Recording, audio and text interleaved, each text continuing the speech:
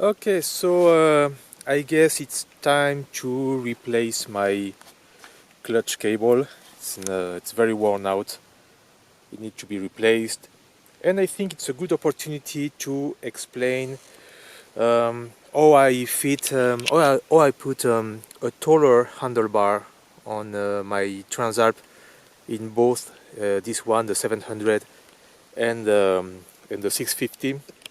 If you don't want to have the cables and brake line to be too tight, or even it can impede putting a taller handlebar. This handlebar, it's the same I had on my Transalp 650. It's a service model made for ATVs, also called quads in some places. As far as I know, it's not available anymore.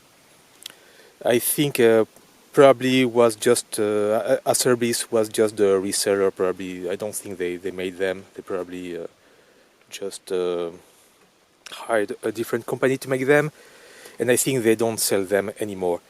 But it's not very important. I'm going to explain how I fitted this one on the 700, what I had to replace or modify to make it fit. Also, what kind of handlebars are better for this kind of bikes. And also what I had to modify on the 650, because on the 650 not only did I put this taller handlebar, but I also added some risers under the handlebar, which made it a lot taller. And the reason was because I was using the 650 a lot more for off-road. This one not that much, the 700 not that much, because I already have an off-road bike, a lighter bike. But yeah, the thing is, what I have noticed is that the handlebars for ATVs have very similar angles than the handlebars for adventure bikes, but they are taller most of the time, so they fit very well on this kind of bikes. This one is also a little bit larger than the OEM, and the ends of the handlebar are pointed slightly upwards compared to the OEM one, to the stock one. And so the difference at the end, it's about 4 or 5 centimeters more with this handlebar, which make it a lot more comfortable when you're standing up, when you're off-roading and you need to stand up on your bike.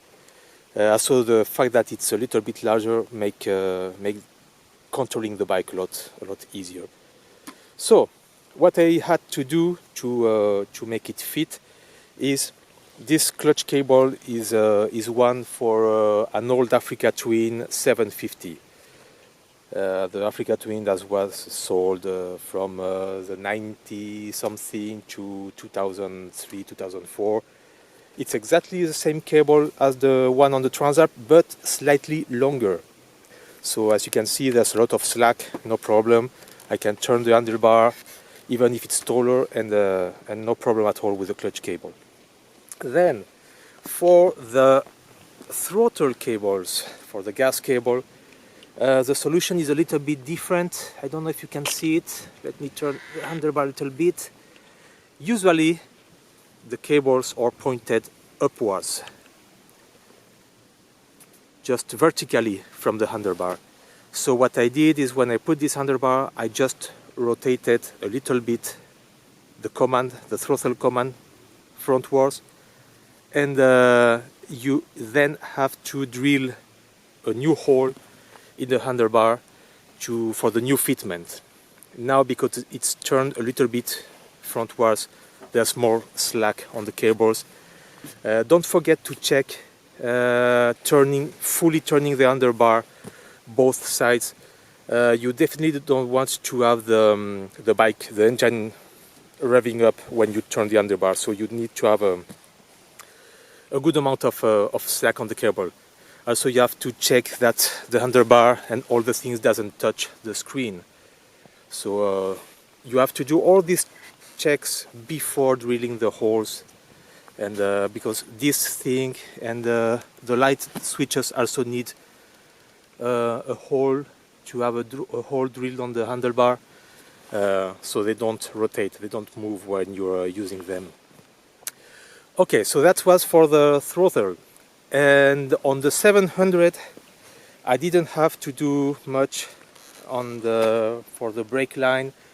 It's a little bit tight, but it's okay, it works fine. I could do something here. I could put a longer bracket. I could make this thing a little bit longer.